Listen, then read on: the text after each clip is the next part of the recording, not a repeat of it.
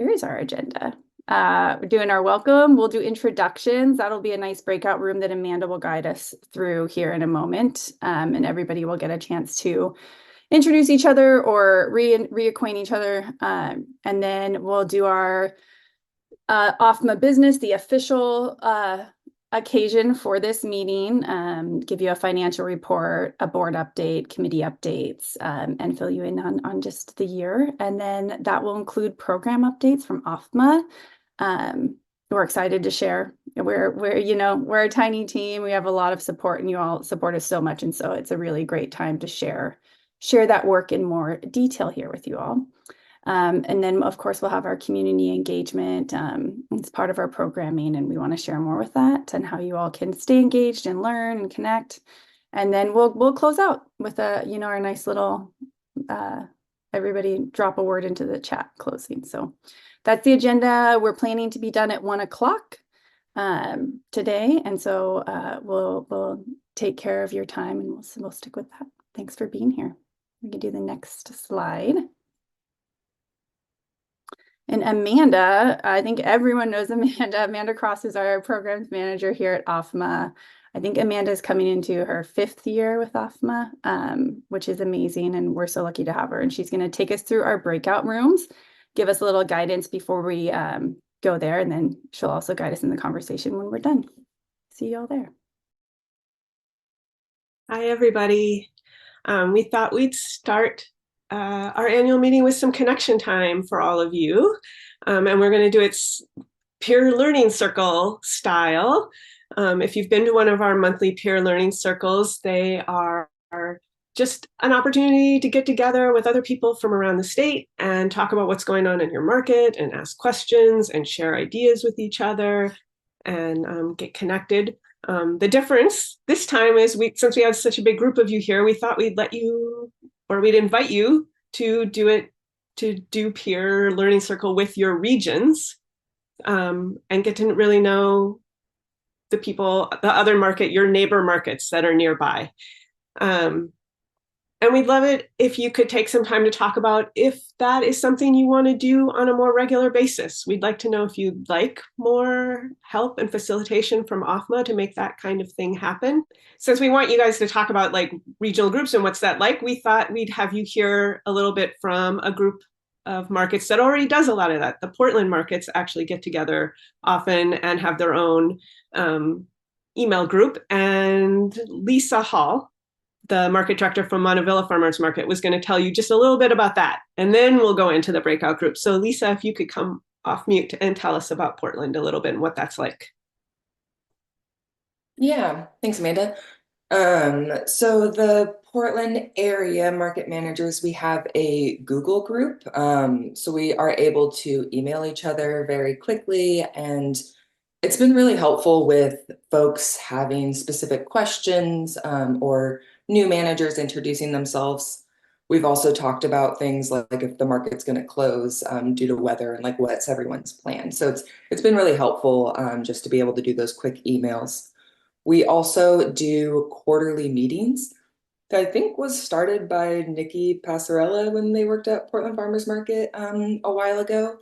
And those are really helpful. They're a little more organized. So we just ask for folks to give us any agenda items. And then it's just a time where everyone can come together and talk about what's going well in their market, what's going wrong, if they need any advice or help, and just a way to connect. And we've also recently been doing some kind of like monthly happy hours. That's a little more casual. And those have been nice just to kind of vent a little bit sometimes. A lot of folks don't necessarily have coworkers, so it's nice to be able to talk to people who are experiencing just the same problems and celebrations that you're doing. And so it's just a nice way to connect and kind of break down the barrier of this. Sometimes there's a little bit of an illusion that we are competing against each other because we're so many in just a small space, but that's really not true. And we should be working together just to support farmers and get more people to farmers markets in general, whether it's one that you're managing or one that someone else is. So yeah, it's definitely been a very helpful tool to have. Thank you, Lisa. Yeah, so in your groups, introduce yourself, pick one person that will report back to the group a brief detail of something that you guys talked about. And then, yeah, talk about, do you want to meet? Maybe you already meet as region and we don't even know. We'd love to know that. What methods you might like to use. You heard Lisa talk about several different ways and different styles and reasons for getting together, if you want to be online or in person, and how OFMA might be able to support you guys meeting together. If we got some neat funding, like maybe we could even hire regional coordinators and things like that. So think about what you might like. It's looking like everyone is back. And we were hoping to hear just a little bit from each group. And we don't have a ton of time, so maybe just one thing, do you guys like meeting as a region, and what help from OFMA? That would be the great thing for us to hear. Maybe let's start with the Oregon coast. Can someone from that group come off mute and tell us what you talked about? I guess I can if you want me to. This is Melissa from the Coos Bay Farmers Market. Yeah, we discovered that it would be great to have regionals because being on the coast, we are spread out and we have similar situations that we have to deal with. So it was really well. We talked about that we'll probably have to do it as Zoom because we are so spread out, that we would probably maybe do something like almost monthly, almost like the peer learning, but specific to our region. So kind of combining, maybe having agenda, but more or less also just talking about general things. We talked about guidelines or POP programs or, how things run at different deals. How often could help us would be to facilitate it with a regional person.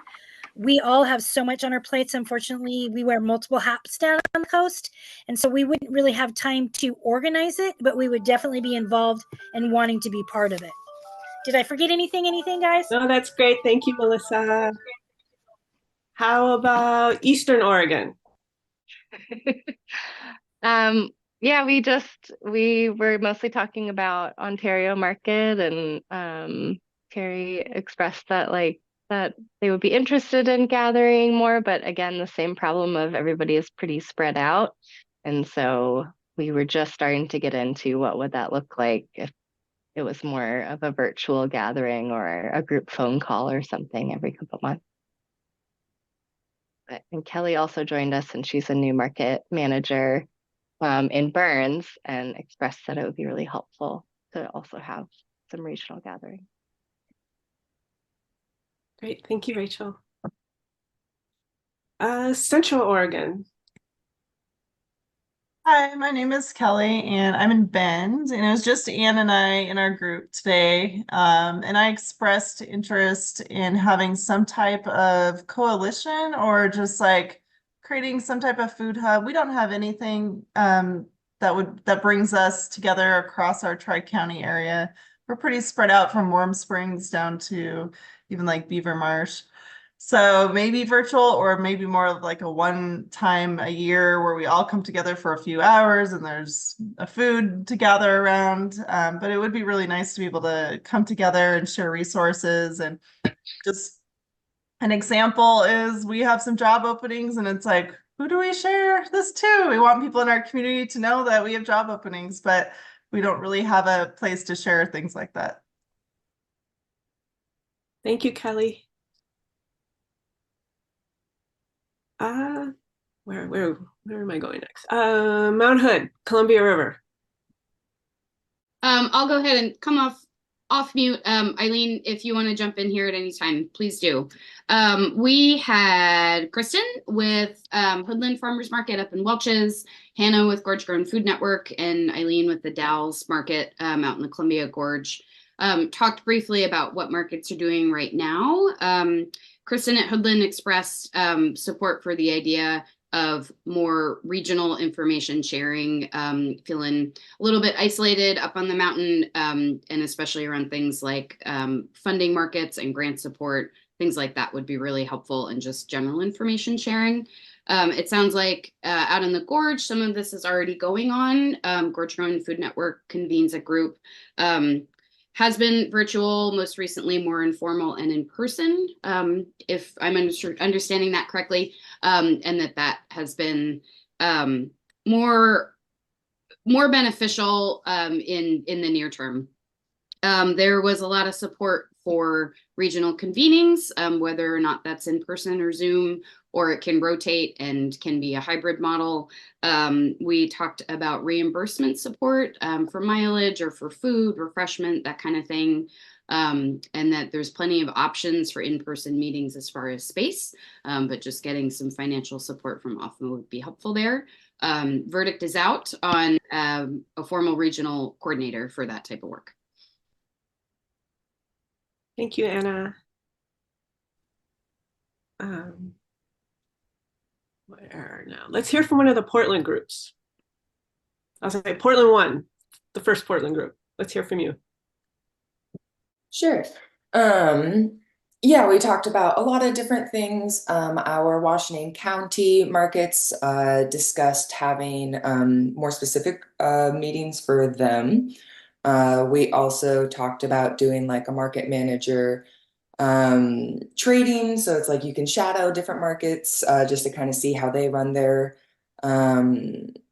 operations.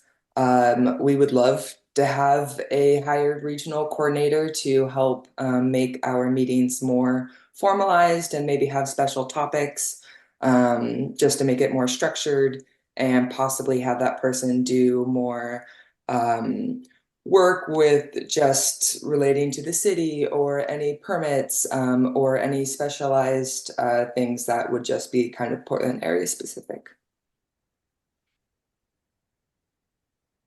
Great, thank you. One thing I'd like to add to that, being it with the Hillsborough Farmers Market a couple months back, Amanda, you had graciously helped execute a facilitated gathering between some Washington County leads. And what we found was in that conversation was, as our community continues to grow, we're to share resources with the contacts we have of farmers and culinary entities, because there's overflow sometimes, and it'd be great to have that opportunity to share contacts and that network to strengthen our food system and the support in one another's markets together. So that could be a really great tool to share vendor information when we are overflowed and still have vendors applying and wanting to know where they can go to grow. Yeah, another great reason for better regional connections. Let's hear from Willamette Valley. We did not designate a spokesperson, but it was Rebecca and Alexis and I, and we talked about how we don't necessarily think that there should be a regional Google group or something like that, because they see a lot of value in the full list and getting the perspective from so many other market managers, because there aren't that many in our region. But they did express a lot of interest in having like an annual South Willamette Valley market manager like happy hour or get together, like networking event. There was some pretty clear direction that probably couldn't manage more than once a year. But it would be nice to build those relationships. Alexis offered to host it at the Pavilion in Eugene for the Lane County Farmers Market. And I think that they would love some support in planning that event from OFMA and recruiting people to come to it, because the logistics of it are not something that market managers have time to do with their current workloads. They would love some logistical support in an event like that. Great, thank you, Alice. Southern Oregon. We haven't heard from Southern Oregon yet either. I can go. I was in the Southern Oregon group. I'm in Klamath Falls, and we had some friends from Cave Junction here, so we're representing more rural Southern Oregon areas. yeah, we mainly talked about capacity building in a lot of different ways, but trying to get funding to pay someone enough to secure like longer term market manager. I know in Klamath Falls we've been with the same person for a long time, and he's now retiring. So we're trying to figure out how to build up that position. And then we also talked a lot about marketing, just like how to find the time and the budget to market our market. And yeah, it's hard to raise funding for that. So having grants or funding opportunities from OFMA to support marketing could be really helpful. Yeah, and then we talked about doing most likely a virtual meeting since we're so spread out down here in rural locations. So we'll probably meet on Zoom and try to work through some of our challenges together. Thank you, Delaney. And Portland group number 2. Hello, and thank you to our Hillsborough Farmers Market friends because they already shared. So I will share a little bit more about from our group if I can find my notes. I was excited because I'm Darcy Spry. I'm on the OFMA board, and so I was excited to hear more from our markets about how they are finding the regional gathering or especially like the listserv that already exists. And so some of the things I learned were some of the discussions or posts that were helpful on the listserv was learning about what other folks thought about vendors, if there was vendors that were particularly good or bad, about musicians and kind of guidelines about hiring and paying musicians, and asking for recommendations for vendor types that you don't have. Thanks. Yeah, thanks everybody. I love hearing all the little localities, the little parts of where towns and things that I'm not super familiar with. It just really highlights how local you are. And all these great ideas and really good points of why it's important to meet together and how that can be helpful to you. And I hope that we can make some more of these regional things happen. And of course, in the meantime, please come to the statewide peer learning circles or use our statewide listserv in the meantime. But hopefully these are something OFMA can make happen in the future for all of you. I think I'm turning it back to Ashley and Rachel at this point. Yeah, I'm just going to introduce Rachel real quickly. I think everyone knows Rachel Ward.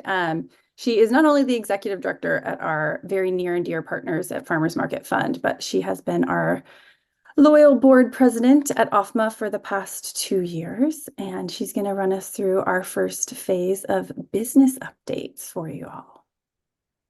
Thank you. Hi, everybody. I'm recovering from a cold, so if I come off camera or have to mute myself, I'm probably having just a coughing fit, and I'm sorry. But I will try to not make that happen.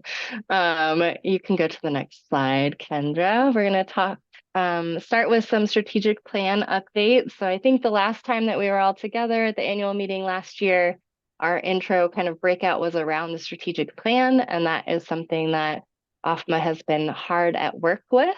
If you go to the next slide, this is kind of an overview of the process that we've been going through. It's a bit unique in that we have been leading it ourselves as board members. And so it has definitely taken a little bit longer than if we would have had like an external consultant. But we started this process in about 2022, late 2022, by reviewing our last strategic plan, collecting a lot of information from our key partners, doing an internal analysis of our strengths and weaknesses. And then Alice Morrison from FOF has an excellent strategic planning toolkit that has been guiding us in the process of taking all the information that we've gathered and putting it into an actual written form of a strategic plan. So at our fall retreat last year, we came together to identify 5 mission goals for the next 3 years. And we'll loosely share with you what those goals are, but know that they are still in progress, still in draft form, and they may change. So these goals really focused on first, the training and support to markets that OFMA offers. 2, ensuring financial stability of markets, 3, amplifying community awareness, and 4, tools for state and local advocacy, and then finally, OFMA serving as a data gatherer and kind of housing data about farmers markets in Oregon. So we're currently at this little red box that you see on your screen, where we are diving into each of those goals and developing out strategies to achieve those. And we've got 2 more of those mission goals to develop strategies for, and then we'll move on to internal organizational goals that deal with, how we want to see OFMA grow and expand, and strengthen and stabilize internally as an organization too. So once all of those components are put together, we will come back together to really finalize and review our plan. And then we hope to have this finalized in the next few months and be able to share it out with all of you. And would love your feedback and your input. But just wanted to give you all an update, since it's been a minute since we talked about this, that strategic planning is ongoing, and we're nearing the end. You can go to the next slide. So a couple of, organizational governance, logistic type of things for our business meeting. Go to the next slide. First, we wanted to talk a little bit about voting member roles. You can go to the next slide again. And so just a little bit of history for those of you who may be newer to OFMA or may not be aware. OFMA transitioned from a 501c6, which is kind of a membership nonprofit organization, to a 501c3 in 2020. And that change was made so that we could increase our eligibility for more grants and funding sources. And it also represented the growth of the organization from being, kind of an all volunteer run, board run organization to having more staff and more capacity and support. And when that transition was made, there were some things that we kept pretty similar in our bylaws that are kind of a holdover from the 501c6 days. And so some of you may be really intimately familiar with our bylaws. Maybe you even helped to craft them. But others, this may be something that's totally new to you, or you've never even looked at our bylaws. I'm going to drop a link in the chat if you feel like some light reading tonight. You can go through our bylaws if you're curious to see what they look like. But I wanted to talk to you all today specifically about Article 4, which discusses the powers and responsibilities as voting members. So as OFMA has grown and our organizational structure has changed, we've been kind of revisiting this section of our bylaws to determine where there may be things that no longer serve us or that we aren't necessarily in strict compliance with. And the voting member section is one place where we think that there might be an opportunity for some changes. But before we went about proposing any changes, we really wanted to get you all's perspective. And I have a quick little Google survey that I'll pop in the chat. But just to give you all the background as to why we want your perspective, all of you as OFMA member markets are considered voting members for OFMA.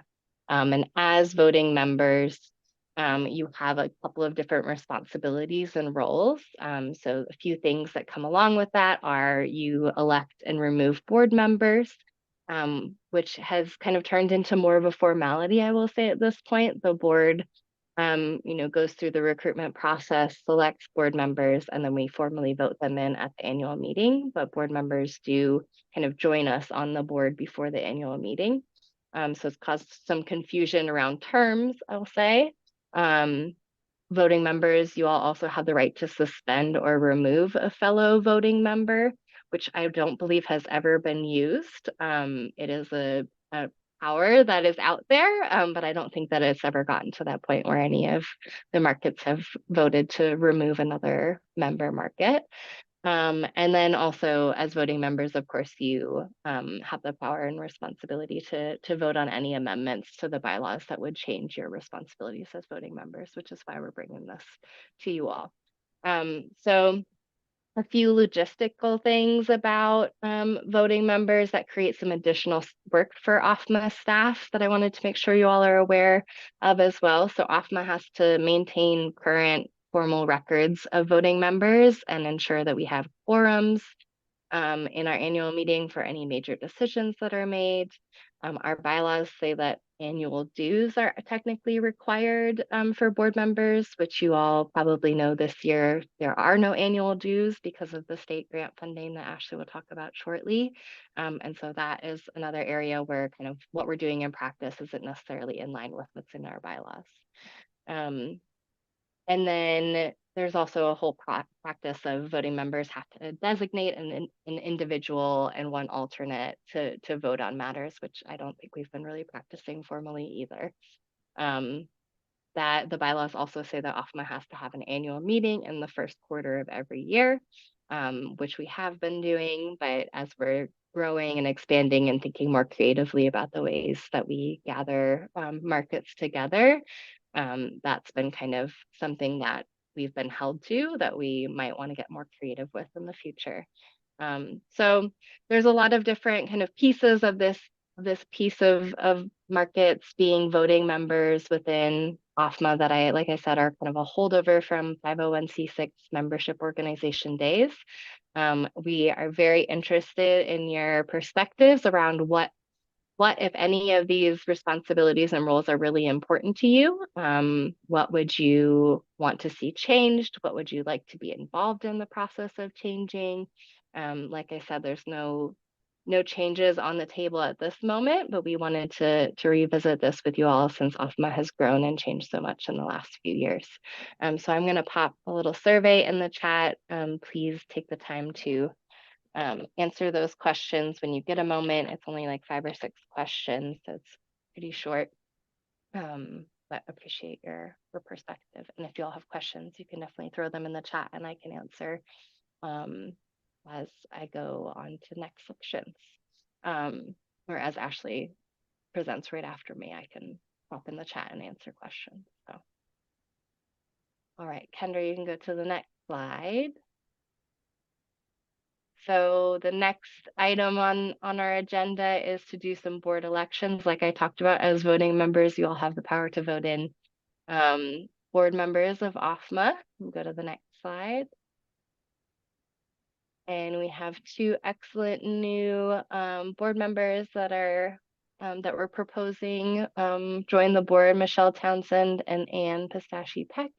Michelle or Ann, if you all want to unmute and quickly say a word about yourself and maybe the markets that you represent or why you're interested in joining OFMA, we might have like 30 seconds for each of you. Hi, I'm Michelle Townsend. I'm the vice president of the Cave Junction Farmers Market, and I've been on the board since 2018.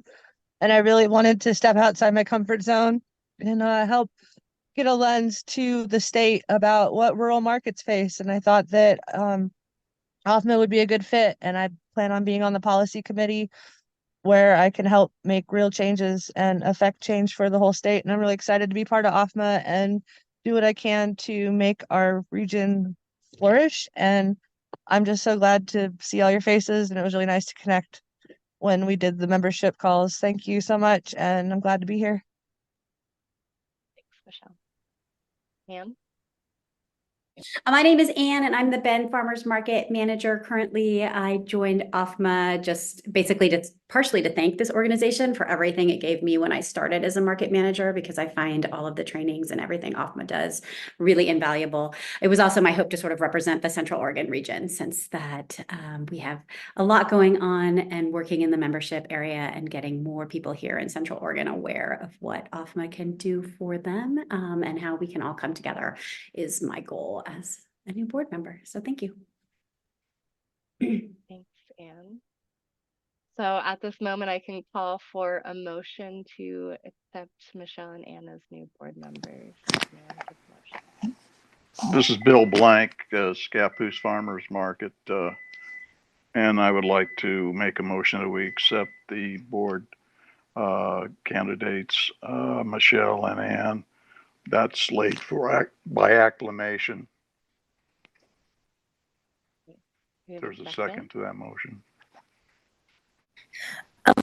Melissa Hassert from the Coos Bay Farmers Market. I second that motion. Thank you, Melissa. And everybody in favor, you can come off mute and say aye or yes. You can put your thumbs up. You can put yes in the chat. Whatever works for you. Aye. Everybody in favor? Aye. Aye. Aye, yes. Yes. Anyone opposed? You can come off mute and say nay or put no in the chat. All right, looks like our motion passed unanimously. Thank you. Welcome, Michelle and Anne, as new board members. Thanks, Bill, for helping to facilitate that process, as always. Appreciate you. Okay, next slide. I will pass this over to Anna, I believe. All right. Great segue. I'm just here as your friendly face on the board to remind you that OFMA is always looking for board members. My name is Anna Curtin. I'm a volunteer board member in my second year of my first term.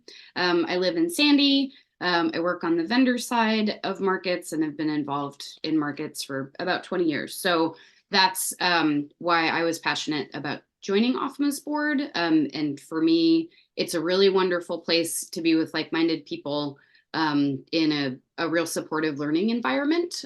So if you or anyone you know in your market circles, it could be a vendor, it could be a board member for your market, it could be someone you know at the city planning office or a dedicated shopper. If you think that they might be a good fit to learn more about the board, we would like to talk with them. So I'm going to put a couple of links in the chat, or I'm going to try.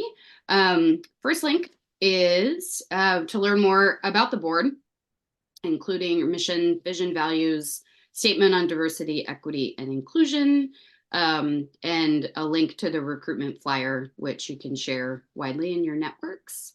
Jennifer had a great question. How many positions are open? We are currently at, remind me, 7 members, I think, and have room for up to 15, 16. Thank you. Yeah, we need our bylaws cheat sheet. But yes, we have several positions open, at least a handful, and possibly a few more. And I'm also going to put my email address in the chat. If anybody has questions about what we do, what we're doing, what it's like to be in a meeting, frequency of meetings, like what the heck OFMA is all about, please feel free to reach out to me. I'm glad to talk as informally or formally as you would like. I think that's it. Thank you. Right, now we have some committee updates from the chairs of our committees. You can go ahead and go to the next slide. Alice, kick us off with the policy committee. Hi, everyone. I've been having some connectivity issues, so I'm not going to turn my video on, but my name is Alice Morrison. I am the co-executive director of policy and development for Friends of Family Farmers, and I am the current chair of the OFMA board policy committee. Just to back up Anna's board recruitment push, I am entering my 6th year of board service for OFMA. And when I started, I was managing the Veneta Farmers Market and farming full time. And through my various life and career changes, I just want to say that OFMA, the board, has been a really wonderful resource and community for me. I've learned so much through this board service and am really proud to count myself among the members. So in the policy committee, we are in a little bit of a transformative space, as you heard from Rachel in the strategic planning update. Actually, next Monday, we are having our strategic goal setting process on that goal around developing tools for state and local advocacy, because our OFMA policy committee has had various forms over the years, and we're trying to decide what exactly the best role for it is. We know that there will be some kind of state legislative role for the policy committee, especially given the new state funding and how that has reshaped our organization in some ways and set us up for future state partnerships in the future state partnerships. And we also want to be responsive to markets at a level that's appropriate and possible for OFMA. So there are some big changes coming to the policy committee. If you are interested in policy and advocacy in the farmers market space, we would love to have you. This is a committee where you don't need to be a current board member to join. We have a certain amount of volunteer spaces that folks can join us right now. And I will put my email in the chat. And if you would like to if you would like to join the policy committee, our next meeting is oh gosh. I think we are supposed to have one today, but it's being postponed because of the annual meeting. So our next meeting is going to be April 9th at 5 p.m. We usually meet the second Tuesday of the month at 5 p.m. If you're really passionate about joining and can't make that time, we can take a vote of the members and see if we can find another time for membership in perpetuity. But lots of building to do, exciting stuff happening, and we would love to have more members on the policy committee. Thank you so much. Okay, we can go to the next slide. Oh, that's me, the fundraising committee, Darcy Spar, she, her pronouns. My day job is at Oregon Food Bank, where I work on the fundraising team. And so I got involved with OFMA when Oregon Food Bank was the fiscal sponsor of OFMA before OFMA became a 501c3. And I have been a long time farmers market shopper. So I really enjoyed learning about all the other aspects, the behind the scenes aspects of the farmers market world. And on the fundraising committee, our staff do an absolutely wonderful job of fundraising in the broad sense of asking for money, talking to the community and to potential sponsors about what we do, generating community awareness, grants, media relations, all of the stuff that goes into a broad definition of fundraising. And so our fundraising committee supports and enhances what our staff can do because they have a limited time and lots of other stuff to focus on. So if you would like to join the fundraising committee, we do all that stuff that's there on the slide, and especially work on Farmers Market Week, which is a wonderful opportunity to raise awareness around OFMA. Yes, and I see Rachel's chat. You do not have to be a board member to join any of our committees. Thanks. Hi there, my name is Sharon Kelly, and I'm a perfect example of not an OFMA board member currently. I was a farmer, a market and CSA farmer, and then I was a market manager for Cully and Woodlawn farmers markets for about 3 years here in Portland. I still work in food access and equity programs, but I joined the DEI committee when I was a manager and a member of OFMA, and I've continued on with the committee. This is a great year to join us. We're also looking for new members. We're reevaluating and prioritizing our goals. And we'll continue to share relevant DEI learning opportunities for staff and board and committees and member markets. We offer our support to OFMA staff and board with responding to equity issues, we're looking at hiring practices and the employee handbook and some policy materials, and offer our help to any of the strategic planning or grant processes, wherever we might be called to contribute. We also endeavor to expand our awareness and partnerships in influence in labor and land access. So I'm sure there's crossover with the policy committee originally the DEI committee was formed probably, I think it was like 2019, and they created a really wonderful presentation for the 2020 OFMA annual meeting, which is where they recruited a lot of us who became members of the DEI committee, and we developed our DEI statement in 2020. And we achieved some of the different goals that were set for the committee. So that's why we're developing new ones. But I also wanted to point out that a lot of these resources are still within the OFMA website for folks to look at. There is that original presentation, which, followed the history of racism, unfortunately, in Oregon and farming, and up to, that continues to influence our markets today. And then all of the different workshops that were offered in 2021 with a group named Aorta. And so all of that is within the website. You can navigate to it through, I was just looking, so it was like the About Us and Missions and Values, the DEI statement, and then anti-racism resources. And there's a lot of great webinars and resources there. So I want to invite people to look at that and yeah, come to a meeting. We are currently meeting on Monday evening, the fourth Monday of the month at 5:30 to 7. And so our next meeting is on April 22nd. So let us know if you want to join. And last committee update, back to you, Anna. You can go to the next slide. Yep, there we go. Hello again. I would echo what Alice said about time of transition for the membership committee. Membership committee in its title seems pretty self-explanatory, but just touching on essential functions of the committee as it stands now.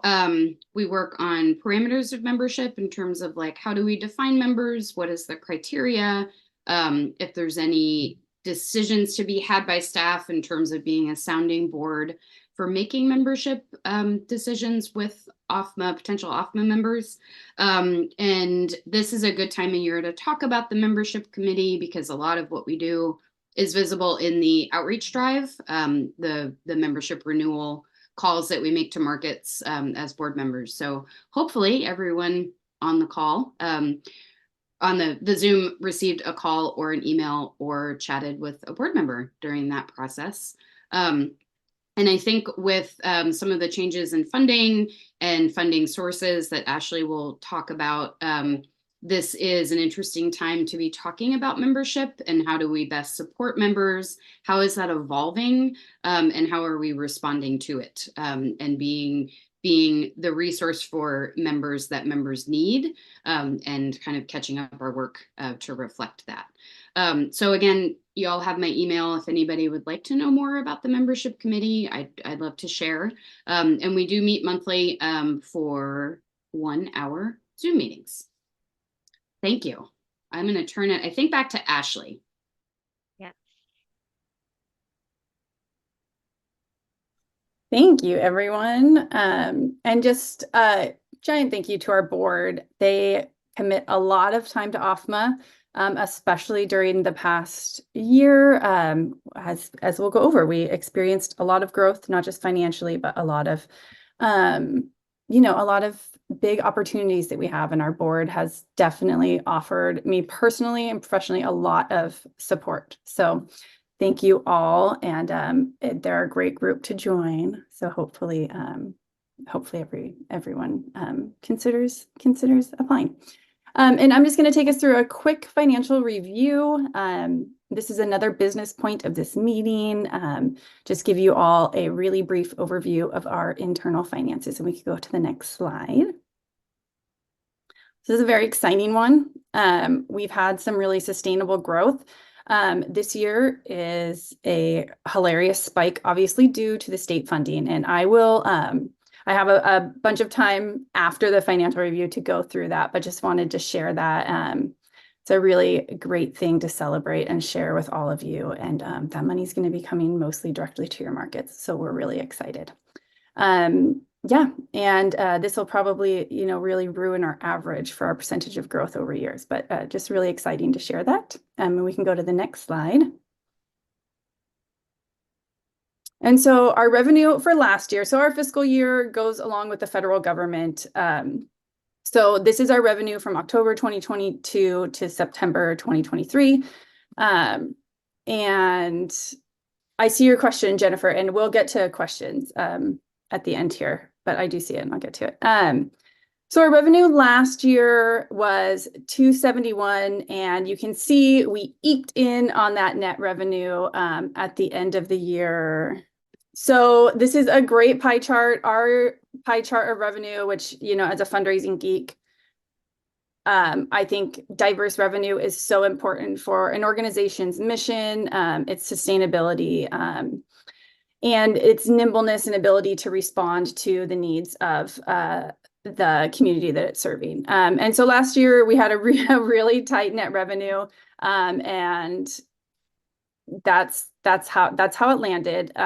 But we also during that time knew that the state funds were coming in, and so we operated with that forward facing mindset there. And you can see our government grants still continue to be what really pays for OFMA, pays for our staffing, pays for the trainings, pays for most things that OFMA does. We have a really big percentage there, and it's going to be even more skewed next year, but hopefully with some more stable funding, we will be able to have this pie chart really balance out and give us more diverse funding so that we have a little more flexibility in where we go. Next slide. Where that revenue went, how we spent our revenue mostly goes to our small team here, and then the next portion goes contractual. Those are usually our technical assistant supports, folks who are conducting our trainings, and our research that we use to then shape our programs and better serve you as the community, and then our grants, awards, and stipends. And so that goes a lot out to our markets. And yeah, I think that this pie chart is a really good balance as well. And we can go to the next slide. And if anyone has any questions, that's just, a bigger picture, let me know. The net asset review, really, this is just, funds most of our funds that come in are restricted, of course. And so this is just showing us, what we ended up the year with. And that is a really nice balance to end the year with net restricted assets. That means that we spent the money that our funders gave us to spend, and we used it in all the right places. I think that is I haven't experienced that before, so that's pretty great. And that was a lot of work by Amanda to take care of our FMPP grant funding. And then our unrestricted assets, those are assets that rolled over. Those are grants that we are currently in that were reimbursement grants usually. So that's what we rolled into the year with. And yeah, I think we can go to the next slide or answer any questions. I have to give me a second, guys. Opening the chat while I'm on the screen is always a challenge. So Jennifer, you asked if that is all to be spent in 2024. No. So it's interesting. That is an accrual basis. That means that the money that we have received is there. And so I'll actually go through the plans with that state funding, since it is such a significant increase in our revenue. But no, we will not be spending all of that $2 million this year. I would love to. I think that would be really fun. I don't think that we have the capacity or shaped programs right now to manage that. But we will go through that. Does anyone else have any questions they want to pop in the chat or pop off mute about those financial overviews? I have a question. Yeah. Your guys' grants, has it been consistent for the federal or the state grants to be the main revenue source? Is that a normal fiscal year? This is my first time seeing your budget before. Yes. Last year was a very normal fiscal year. We have been primarily supported since we were able to hire an executive director through USDA grant funding. And that is through the Farmers Market Promotion Grant. And that has been the bulk of our funding. Yeah. Which also means that we are directed by the federal government and the USDA. Obviously, we have our input and we shape our programs using their direction for funding, but it always it does limit how we can spend our funding. And it is a lot of work to manage. And so we'll be excited to have some more diversity. Jennifer's asking if we hire a grant writer. I wish. I wish.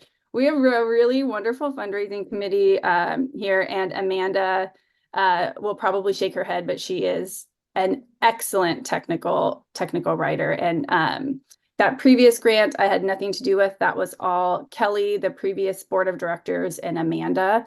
And it was a really significant application. And just expert level grant writers, but part of our staff and volunteer group. Oh, thanks. Yeah. Anyone else? I'm going to move along to the disaster resilience grant program. And now that we looked back, we can look forward.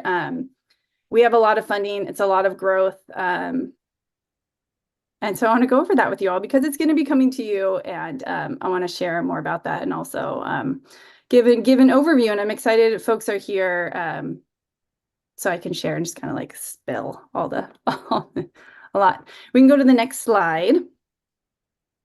This is just the overview. The primary goal of this is to provide resources to markets to engage with and increase access for communities and producers to the market. So it's just going to make our markets more stable and really support the market managers. From our research, from our data, we know that a market manager is a key driver of the success of the market, the success of the vendors, and the impact that the farmers market has on the community is driven by market managers.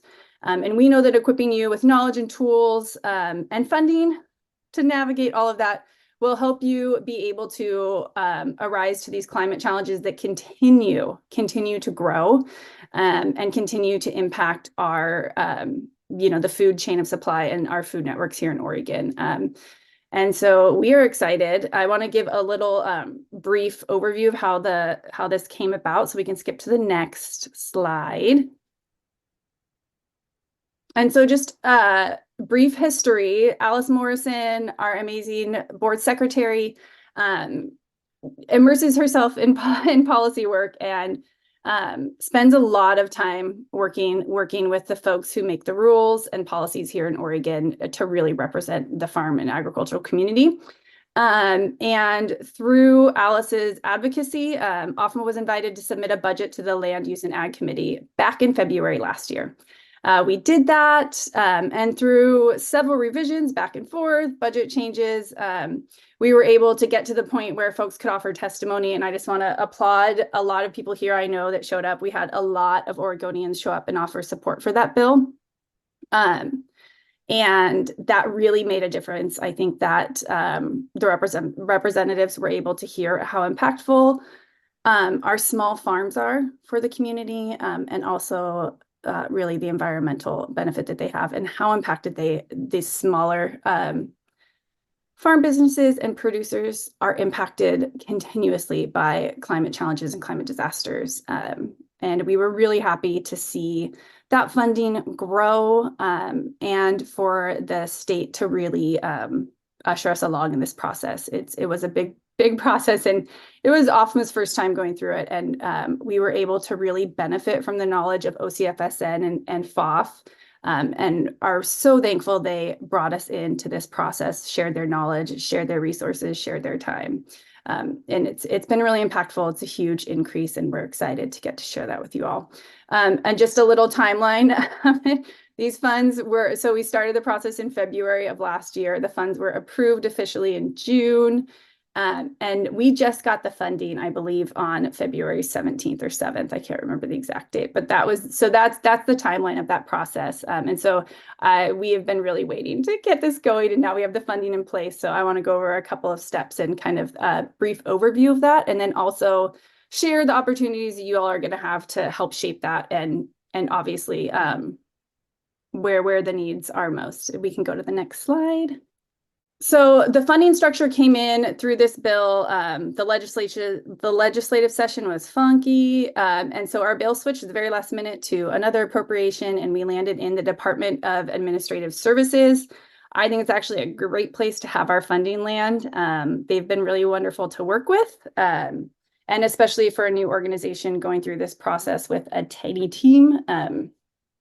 they've been really wonderful to work with. So that funding came through in 2 separate grants within the bill. The first one is the capacity building. It's $2 million.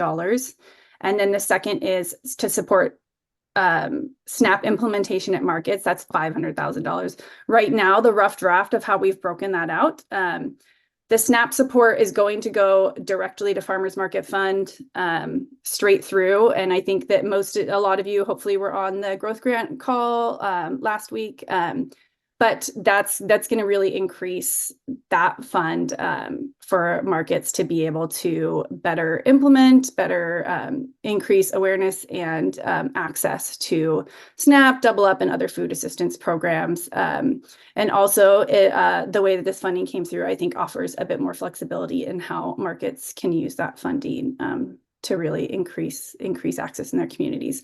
And Rachel, if you're able to pop the link in the chat, that would be super if folks want to learn more about the growth grant. If you're not familiar with the Malianakarani growth grants, please take a look. If your market is considering offering SNAP, already offers SNAP, wants to offer Double Up food bucks or other food assistance programs, please check out growth grants. They're an amazing resource.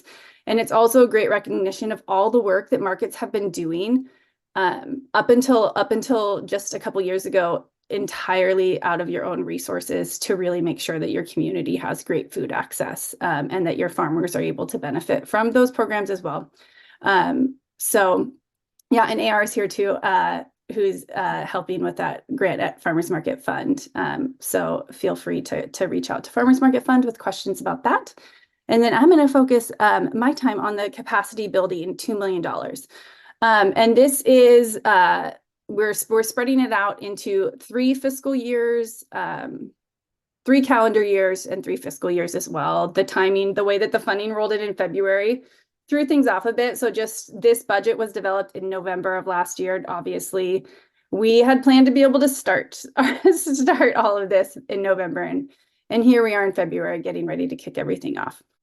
That first year we're going to use to model the funds that we have to disperse after our FMPP grant.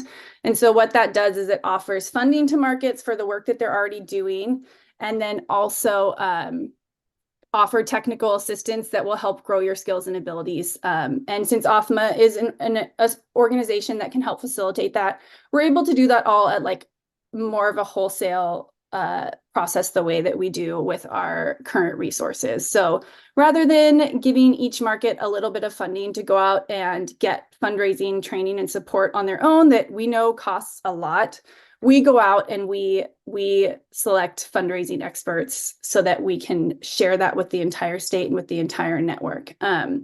And so you'll see that our capacity building grant program this first year will have more than $785,000 that can go directly to markets for grants. And then an additional $235,000 to direct training programs for statewide awareness. And that includes a big awareness campaign that I skipped over the slide, but I'll go back to in a minute. So the direct to market funding, we're going to try to make this as low barrier as possible. It's designed to be flexible and supporting various activities that increase your market growth and stability within your community. Right now, eligible expenses will include, but will not be limited to staffing and operation costs to ensure that your markets are able to navigate challenges posed by climate-related disruptions. And that's a piece that we're going to want input in on what those will be, and really encourage you all to engage in those feedback loops when we start to design that grant.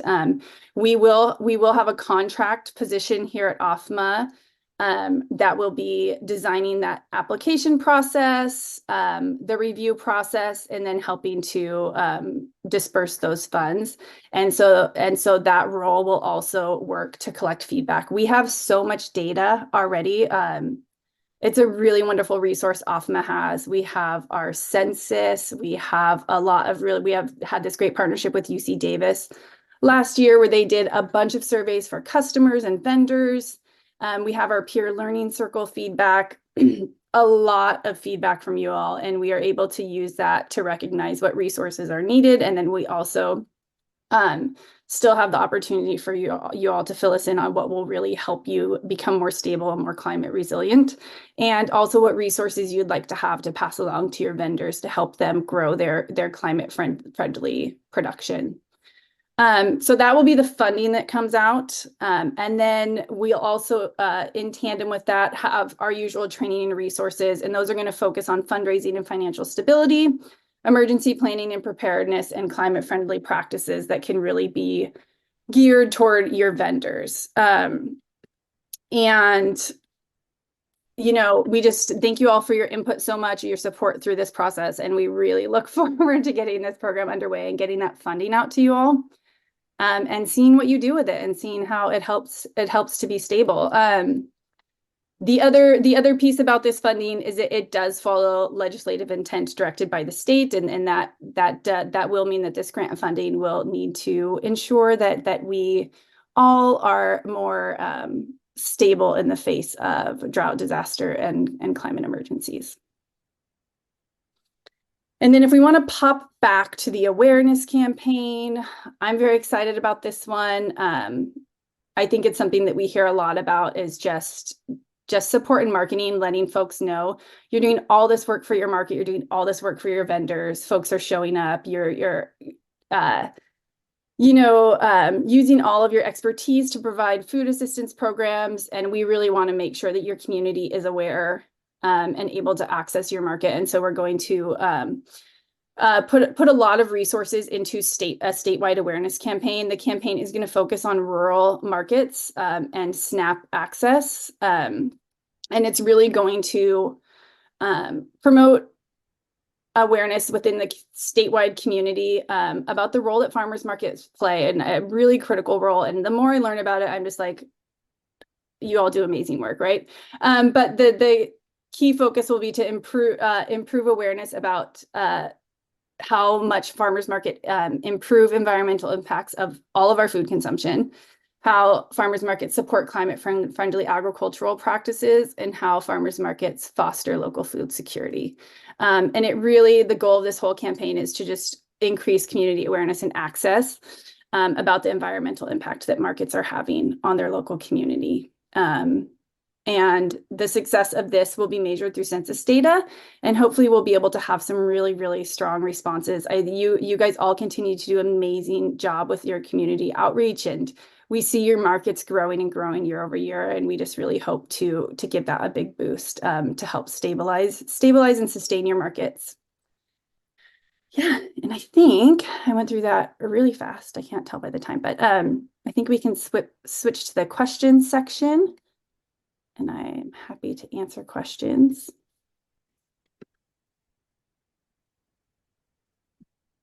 Not seeing any questions in the chat yet, but I just no questions. And if there's anybody that wants to come off mute, we might have a minute or two for questions. I have a question, and it might be a question more for the other farmers market managers. But as you pointed out in your slides, we have been running these programs with no support in the past. So sometimes I think it's hard for my market to identify where to best spend the money available to us. It's like kind of a funny situation because obviously we need support and could certainly put the money towards different areas, but I'm wondering if other folks are having a hard time identifying just because you've been running without that kind of support for a while. I don't know if other people have like similar experience to ours, and we are a pretty big market. So, there's some differences there in like just like volume that we're doing and like probably how many staff members we have. I think we have a lot of staff members compared to maybe other markets do. But yeah, just that's my question, which is not really a question. Just trying to figure out what other people are experiencing when so much money is available to you. It's a really good question, Alexis. Does anyone else have a similar experience or want to weigh in there? Yes, actually, talking with my board about like the farmers market fund grant recently. Mhm. They had a similar response to me asking to apply for operating funds so that we could open up more funds for marketing for our market. They were like, well, we're operating fine.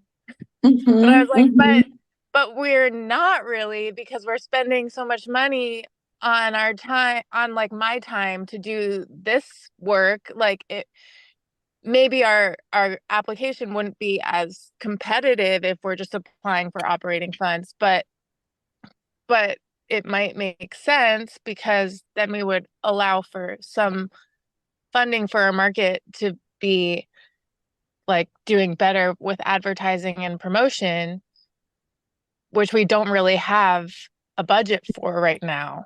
Like zero budget for that. So yeah. So capacity building, I brought think. that up because I just had a meeting with my board supervisors, and they pretty much told me like, yeah, no, we shouldn't apply for that grant if we don't need the money.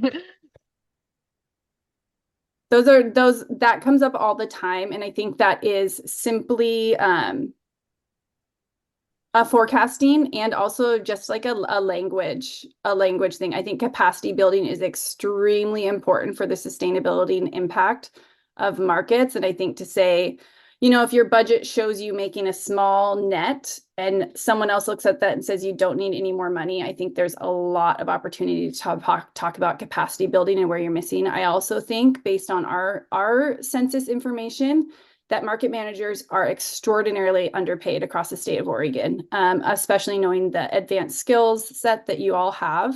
And hopefully part of this grant and work going through, we'll be talking about living wages in your areas and making sure that you are supporting your staff holistically. And so with these resources, being able to go to staffing, because you all are doing so much to support your markets in the community, not only with food access, but also, when an emergency happens, when a climate disaster hits, you all have the skills, the knowledge, and the connection in your community to keep that market going, to keep that market sustained, to have a space for your vendors to shift and to pivot locations. And we really want to support that and continue to grow that, and also support your capacity building.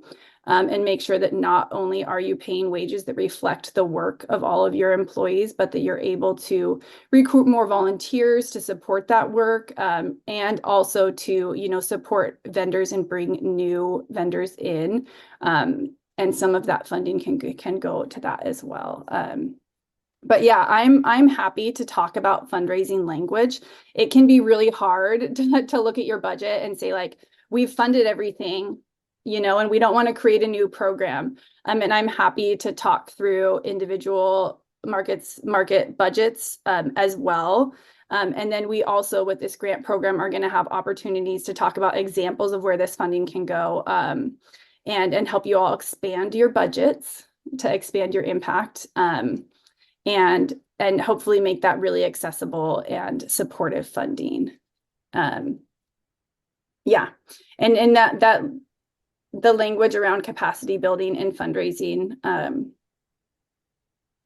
is just something that I think we could all talk about, especially in the farmers market world, where also based on our census data, we know that a lot of the community impact and financial impact that goes to the community is borne by the volunteer time of a lot of women. And I think that that's something not specific to this grant, but that we can continue to talk about with our budgets. Actually, there's a few other questions in the chat. I know we're close on time, but maybe the most relevant one would be, is this grant launching this year, or will funds be able to be used this current season? Yes. We have the funding in, and we have some RFPs for the contract support that will start both the grant funding program and the awareness campaign. And those will be coming out. We'll probably, you all will see those either via listserv or newsletter here with our next communications. And happy to share with anyone. We'd love to spread the word. We'd love for market managers to get their eyes on those RFPs too. and spread the word to your network. And hopefully, I mean, the timeline has not been what we would want it to be, but we would really, in an ideal world, love to be able to get funding out earlier on in the season. And we really need to spend the money to spend a lot of the grant funding by June of this year to be able to report as well. So that's our internal goal, and hopefully it will be even earlier. Thanks. And for folks who still have questions in the chat, we'll be saving the chat, and then we have talked about doing kind of an information session on the state grant in the future. So these will be great to know what questions are coming up for folks.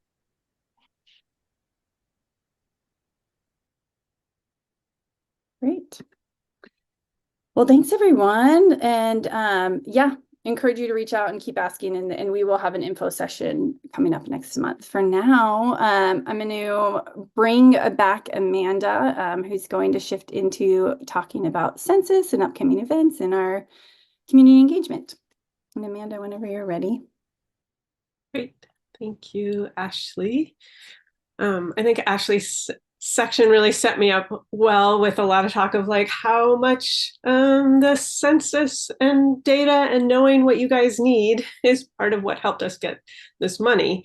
So I wanted to talk about the census, which we are right in the middle of. We're in the middle of data collection season, and I wanted to invite your markets to get counted in our census and talk about why it matters. And I'll also show you how to make guesses and why even making a guess is valuable information from you. Next slide. Yeah, so there's 4 pretty basic questions OFMA uses the census to answer. How many markets, how many vendors, how many customers, and how much money is spent at farmers markets. When OFMA is talking with agencies and funders, this information is where the story starts. Legislators want to know how many markets are in their district.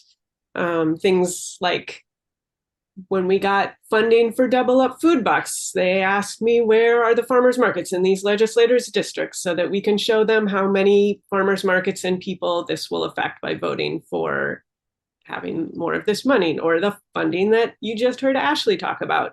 Or when we're talking to the Oregon Department of Agriculture, we want to show how many vendors might want to take advantage of the license exemptions on farm direct value-added foods and baked goods, and why ODA putting their time into helping market managers make sense of those rules is necessary. But our census is long, and we ask way more than just those 4 questions, and we do that because you guys want us to. Markets ask us the other markets question all the time. These are questions like, what do other markets charge for stall fees? What are other markets' budgets like? What are other markets doing for staffing? Do they use employees or contractors? How many other markets are nonprofits? The census is how we figure out a bunch of that stuff. And you guys have contributed to the questions in the census. It was by market request that this year's survey has a super in-depth section on staffing and pay rates. We've always asked some of those questions, but this year, some of the markets in Portland said they wanted even more detail. This was something that before I had their input, I thought, I'm not going to include all of that. I want to keep the census, shorter if possible. And they asked what data OFMA could provide, and that they were then going to do their own follow-up survey to get everything else that they wanted. But in seeing their questions, they were such good ones. And with their encouragement, I wanted the whole state to weigh in on those questions. So we have this whole long part about employment in this year's census. And we also have a very long section. I shouldn't keep saying it's long. The census is not that long.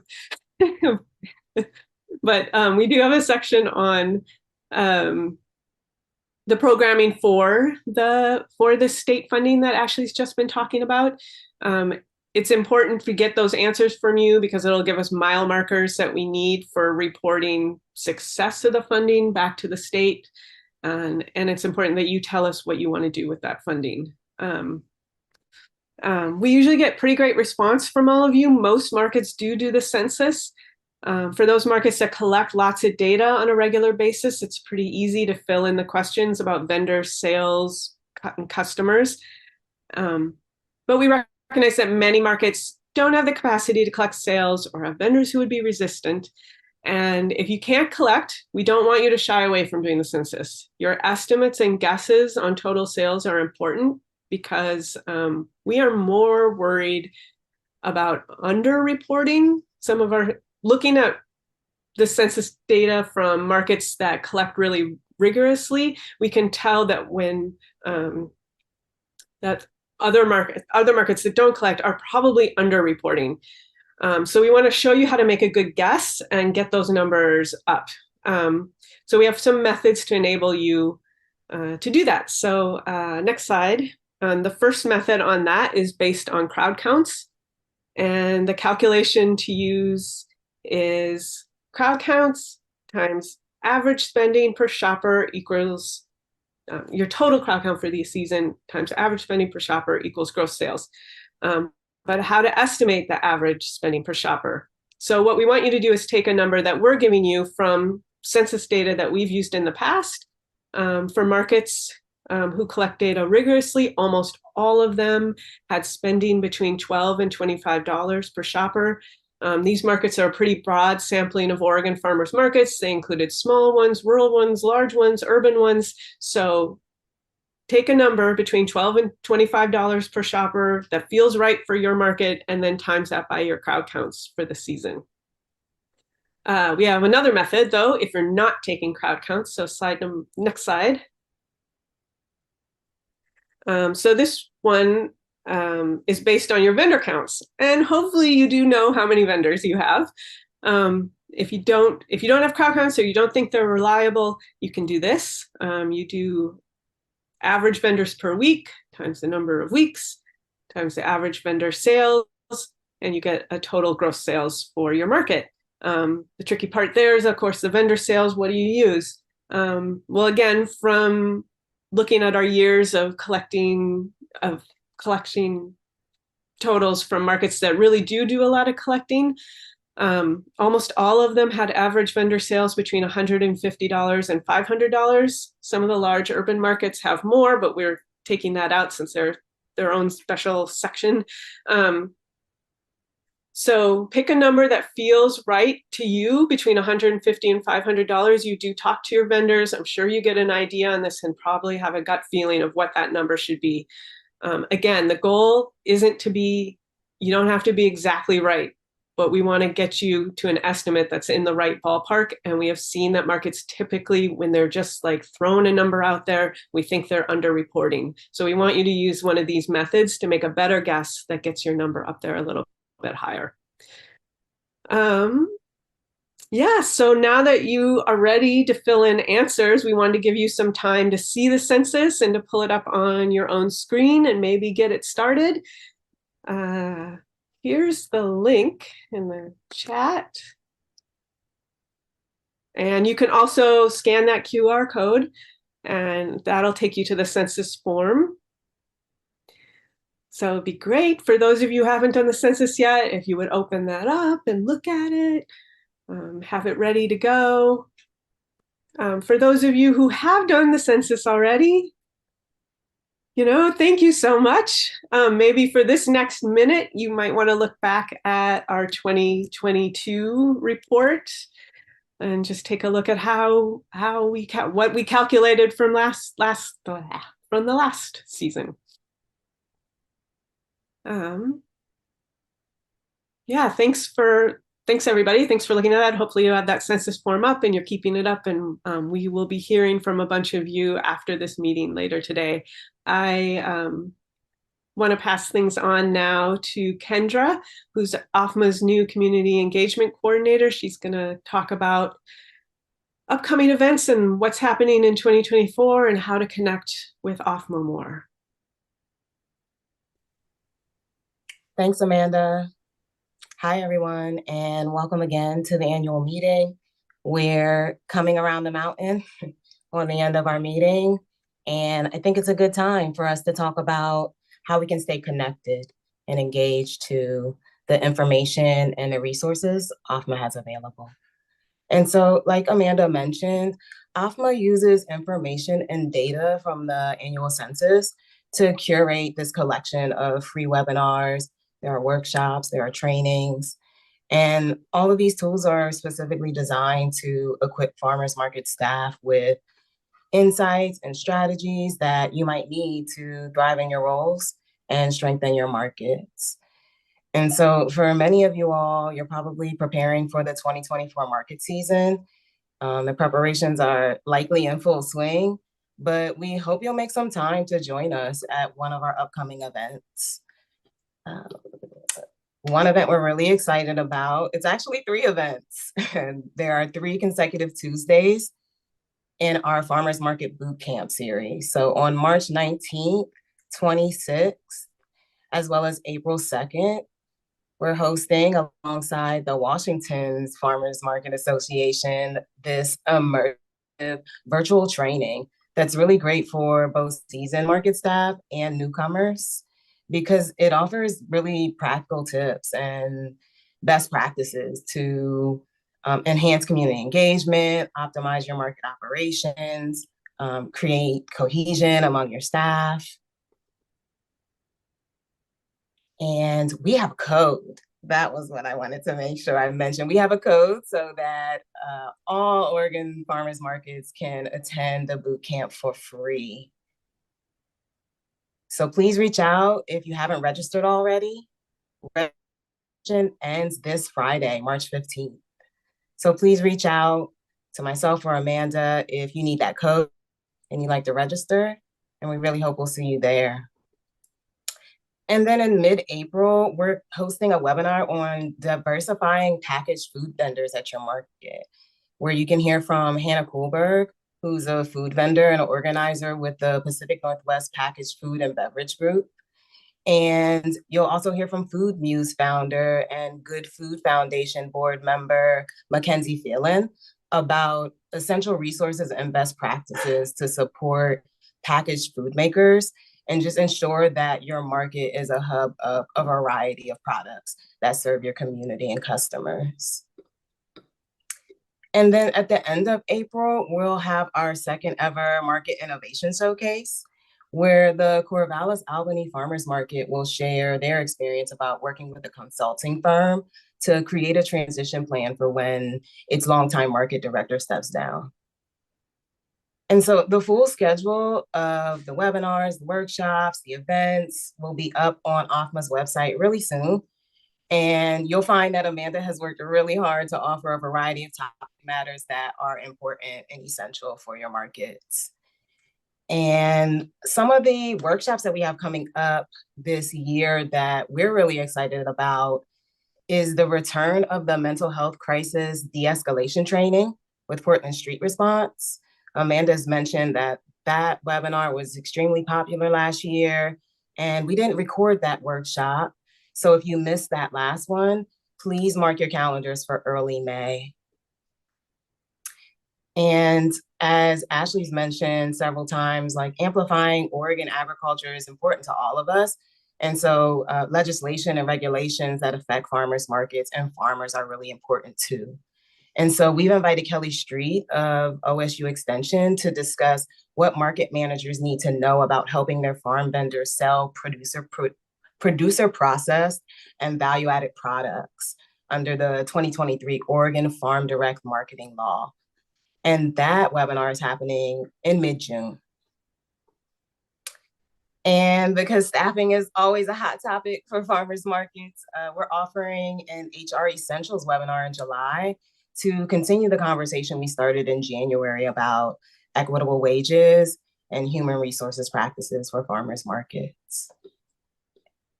And so again, if you want to read more about the upcoming events, you'd like to register, please visit the link here on your page.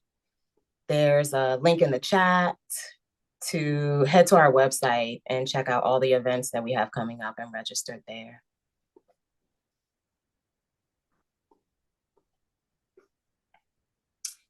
And so OFMA works to foster connections and support collaboration among farmers market staff statewide, hence why we're having this meeting today. And there are a lot of different ways that you can stay connected with us and to other Oregon farmers markets and receive announcements, discover resources, explore the issues and initiatives that are most relevant to our markets. And I just want to run through a few of those. So like I mentioned just now, we have a plethora of webinars all year long. And in addition to that, OFMA staff can also help you navigate technical assistance issues like SNAP implementation, managing your OFMA membership and your market directory profile, and learning about and securing licenses and permits for your market. And then you've probably also heard us mention our peer learning circle. So you can join us every first Tuesday of the month to connect with fellow market staff and problem solve, knowledge share, and just generally stay updated on important trends and issues that impact farmers markets. And then we also have our listservs. I'm sure you've heard mention of the listservs, and we're also connected to some online groups, particularly on Facebook, where you can network with other market staff and again, just continue to access the wealth of resources and opportunities that are within Oregon's local and regional food systems. I think one of the best ways for you to stay up to date on what's happening is to subscribe to our email list, please, if you haven't already. The link on the slide is the best place to sign up for our bi-weekly market manager updates. And for us to have the most up-to-date contact information for your market staff to make sure that we can really stay in touch the way we need to. So please, if you're not already signed up, visit that link and share your contact information with us. Because OFMA's mission is to promote farmers markets and support our market staff statewide, social media and the virtual realm is like increasingly becoming one of the easiest ways to do that, the quickest ways to do that. Not always as easy as we'd like it to be. We know that the algorithm can be unforgiving, right? We are using our social media to promote our market, to promote our work, and it's not always clear whether that information is getting where we want it to. But I think that we could work together to make that more possible. OFMA wants to amplify the images and the stories and videos of your markets and help expand your reach because people need to know about the incredible impact that your farmers market is having on the community. So if you're not already, could you please follow us on Instagram and Facebook? Our information is here on the slide. And we also have a YouTube channel, which has, again, a wealth of information, an entire video library of webinar recordings from workshops, from peer learning circles that you can reference anytime you'd like to get information that supports your market. And I was thinking maybe we could take a moment to perhaps follow a fellow market. So if you can, put your market social media handles in the chat and then scroll through the chat and choose a market or two to follow if you're not already following them. That way we can start to like and comment on each other's posts. We can tag our fellow markets and food systems organizations in posts. We can share posts with our followers, our colleagues, our friends. We can use hashtag Oregon Farmers Markets whenever we can, and just generally start to use social media to document and celebrate the joy, the diversity, the resilience of our farmers markets and our local food systems. I see the chat is very active right now, and I really appreciate you all being willing to find new ways to engage and connect with each other. And I'm really looking forward to seeing what happens on social media next under hashtag Oregon Farmers Markets. And with that, I think it's a good time to pass things back to Ashley so that we can bring our time together to a close. Thanks, everyone. Thanks, everyone. I'm all distracted with the chat. I love that. Glad to see everyone sharing their handles, and hopefully a bunch of mutual following will happen here. Thank you, Kendra, and extra thanks to Kendra for running us through with all this Zoom tech support and slide presentation and design for this meeting today. And we are right on time. Way to go, everyone. While everyone is also sharing their handles in the chat and hopefully following along to each other, we usually take this minute to just capture one word to describe how you feel about your upcoming market season. And if everybody wants to pop that into the chat right now, we can kind of sense our collective vibe. Lisa's saying, woohoo. I agree. Eileen in the Dowels is saying great. Melissa saying nervous, same. Yeah, inspired, excited.